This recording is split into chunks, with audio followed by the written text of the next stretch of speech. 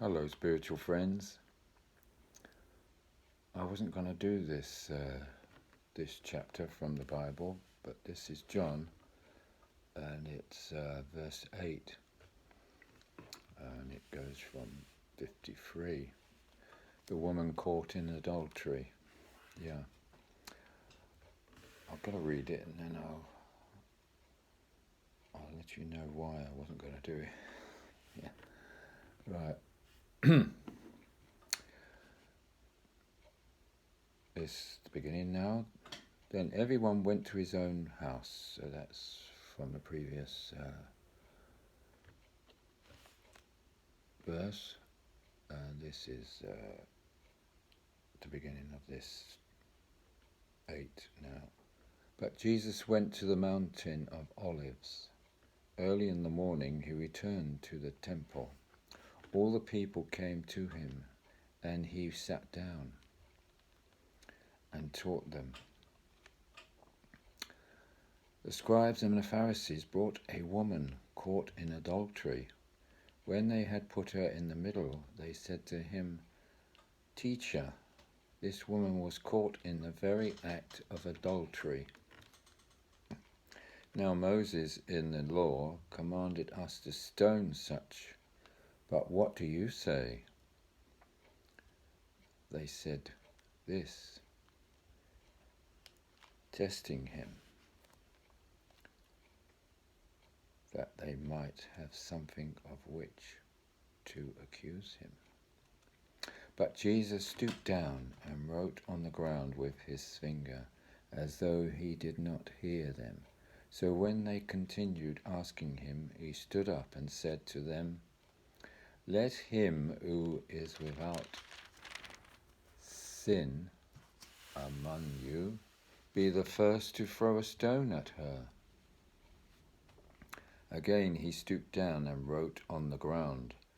Being convicted by their conscience, those who heard it went out one by one, beginning with the eldest even to the last. Jesus was left alone.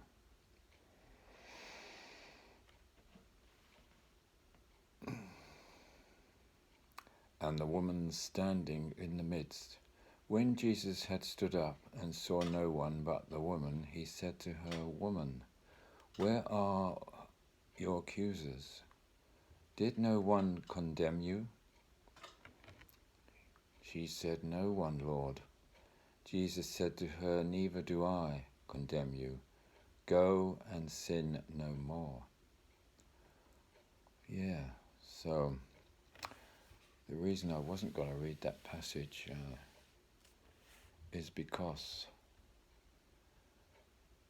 they wouldn't call on Jesus to decide this sort of fate of this woman, because the leaders of the Sanhedrin, which is the people who run the temple, wouldn't want this to be seen with Jesus asking his advice about something, because they despised him. They had no time for him. They were planning to get hold of him and accuse him of all sorts of things, so that they could get him out the way, because they were jealous of him, that he could do miracles, heal people, and so they were hoping that they could get something on him through this. But I don't think Jesus would be involved with this sort of thing. So, well, I hope you're well. And that is not a very nice thing to do, really, is it? I mean, it's the oldest profession in the world, I was told when I was little, when I came across it. And sometimes we have to do what we have to do. I mean, I've done all sorts of things to earn a living, yeah. When I left school at 15, I had no qualifications whatsoever. So I've had to make my way all of my own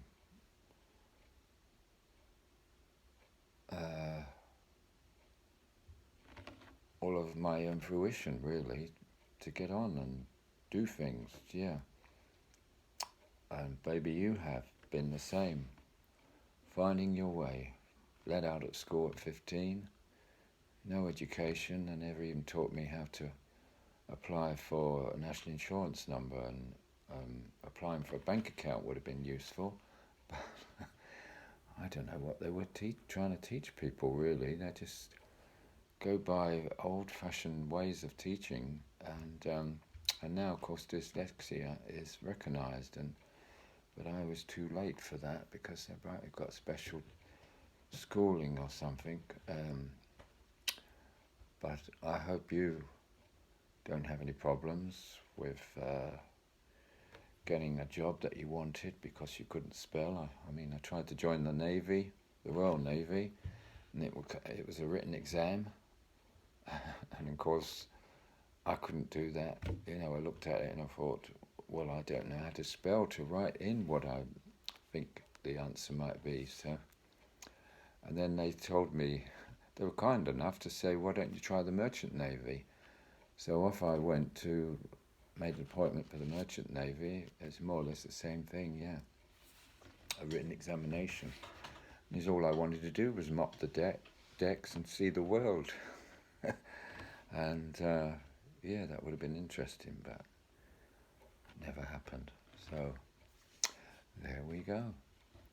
So I posted something on my Facebook about Palm Sunday, which is tomorrow, but I got confused. I thought it was last Sunday. But if you want to see that posting, or you might not know that I have a group on Facebook called Spiritual Christians International, and I do put some of my videos I make, like this one, on there first before I put them onto YouTube. But the reason I put them onto YouTube because they're all together now, and you can see them, whenever you wish.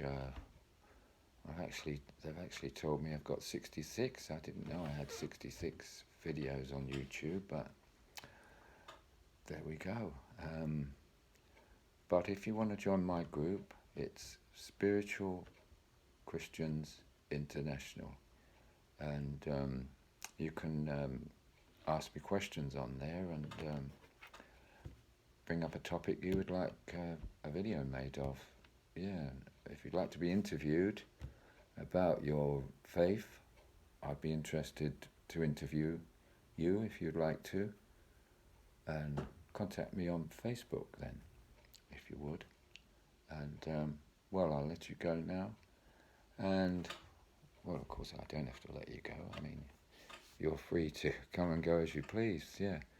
But I hope this finds you well, and wherever you are, be kind, and you know me and the truth. Always tell the truth, and you'll go far. Bye-bye for now. Bye-bye.